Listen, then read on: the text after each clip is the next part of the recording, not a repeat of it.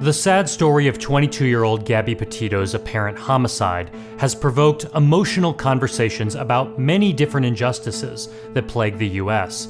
One, how easily victims of domestic violence male hit a female are recharacterized as crazy aggressors by responding officers. She's crazy. It sounds to me like she is the primary aggressor. You're the victim of a domestic assault. Crying because there's no reason to be crying now, okay? Two, how Brian Laundrie, a white male person of interest, wasn't aggressively and violently pursued by police the way black Americans so often are. And perhaps the most difficult systemic injustice to talk about, because it makes people angry to hear, is the concept of missing white woman syndrome.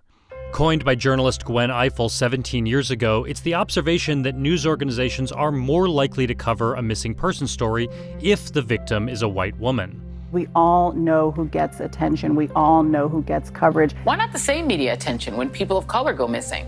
Way back in 2005, a producer on the true crime series Dateline acknowledged their own editorial imbalance, that covering missing white women just leads to higher ratings, which in turn incentivizes those coverage decisions. And the data backs up this observation. It's a real, measurable phenomenon. That's not to say Gabby Petito's story deserves zero attention. It's a devastating story, especially for her family, friends, and community. Gabby is the most amazing person I've ever met.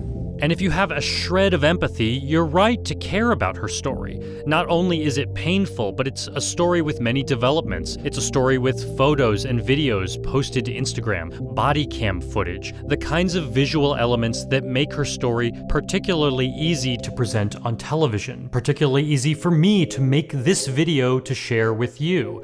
Which also makes it an all the more glaring illustration of which missing person stories don't get weeks-long national news cycles.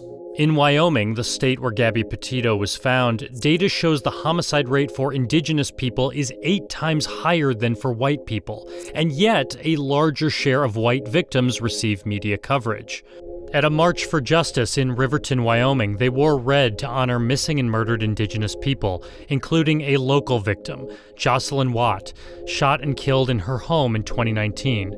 Her partner, Rudy Perez, also killed in the double homicide. Please, if you have any information, call the Riverton Police Department. More than 2.5 years later, the case remains unsolved. In that time, Riverton police have posted 24 missing dog announcements on their Facebook page, but have yet to post Jocelyn or Rudy's names on social media. According to FBI data, more than 500,000 missing persons cases were reported last year in the U.S., black victims making up a full third of cases, which is way too high considering black share of the U.S. population is just 13%. A case from this year, 24-year-old geologist Daniel Robinson, last seen June 23rd leaving work in Buckeye, Arizona. His Jeep eventually found overturned in the nearby desert. It's taken Daniel's father 3 months to finally attract national media attention. I was desperately trying to get more coverage through social media and things like that to try to get national attention because I wasn't getting anything from the Buckeye Police Department at the time. He believes police haven't approached this investigation with the same seriousness and urgency as they might if Daniel was a white woman. And do you feel that the police have failed you in this matter? Yes, I do. Yes, I do. So he's organized his own volunteer search parties and private investigations. And he's using his newfound platform to shine a light on other cases. Missing people that he says also have not gotten the time or attention they deserve.